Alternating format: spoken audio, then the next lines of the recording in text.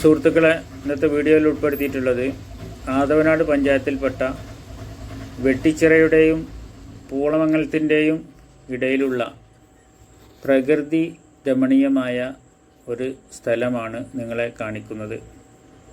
പൂളമംഗലം ചെറുക്കക്കാട് എന്നറിയപ്പെടുന്ന സ്ഥലമാണ് നിങ്ങൾ ഇപ്പോൾ കണ്ടുകൊണ്ടിരിക്കുന്നത്.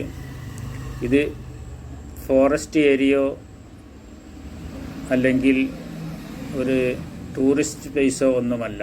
തികച്ചും കുറേ സ്വകാര്യ വ്യക്തികളുടെ കൈവശമുള്ള സ്ഥലങ്ങളാണ്. ഈ സ്ഥലങ്ങൾ പല സ്പോട്ടുകളായിട്ട് കിടക്കുന്ന ഏരിയ ആണെങ്കിലും ഇതിൻ്റെ മുകളിൽ നിന്നുള്ള വളരെ സൗന്ദര്യമായ ഈ കാഴ്ചയാണ് എന്നെ അത്ഭുതപ്പെടുത്തിയത്. ഇതിനകത്തേക്ക് ഇറങ്ങിച്ചെന്നാൽ വീടുകളും കൃഷിസ്ഥലങ്ങളും അങ്ങനെ കിടക്കുന്ന ഒരു സ്ഥലമാണ്. അപ്പോൾ ഇതിൻ്റെ പുറത്തു നിന്നുള്ള ഈ കാഴ്ച വല്ലാണ്ട് ആകർഷിച്ചു. അതുകൊണ്ടാണ് ഈ വീഡിയോ ചെയ്തിട്ട് നിങ്ങളെയും കൂടി കാണിക്കാമെന്ന് തോന്നിയത്. അതുകൊണ്ടാണ് ഈ വീഡിയോ ചെയ്തിട്ടുള്ളത്. വീഡിയോ നിങ്ങൾക്ക് എല്ലാവർക്കും ഇഷ്ടപ്പെട്ടെന്ന് കരുതുന്നു.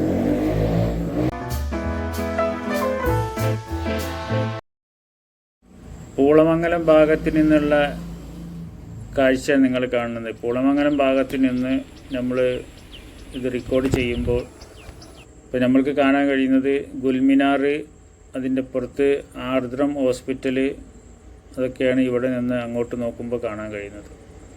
ശരിക്കും പൂളമംഗലത്തിൽ നിന്ന് വെട്ടിച്ചിറ NH നോക്കുമ്പോഴുള്ള കാഴ്ചകളാണ് ഇപ്പോൾ നിങ്ങൾ കണ്ടുകൊണ്ടിരിക്കുന്നത്.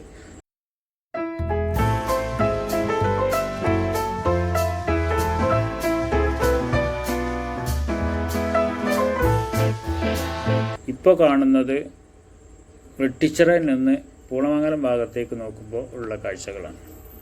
വളരെ പ്രകൃതി രമണീയമായ കാഴ്ചയാണ് നമ്മൾക്ക് ഈ വീഡിയോയിൽ കാണാൻ കഴിയുന്നത്.